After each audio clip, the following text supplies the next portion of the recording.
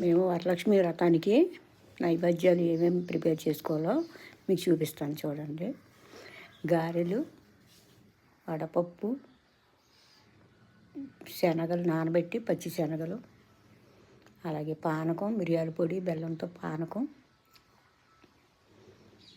ఇంకా జీడిపప్పు, ద్రాక్ష ఏపి శీరన్నంలో ఉడకబెట్టేవండి. శీరన్నం దాంట్లో వేయడానికి ఏపీను, బెల్లం, సగ్గుబియ్యం, బియ్యం, పాలతో శీరన్నం తయారు చేశాను.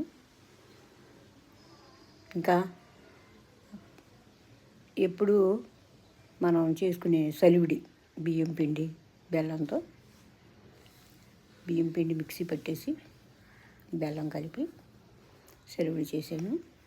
ఫ్రూట్స్ వచ్చేసి బత్తాకాయలు, అరటిపళ్ళు పెట్టాము.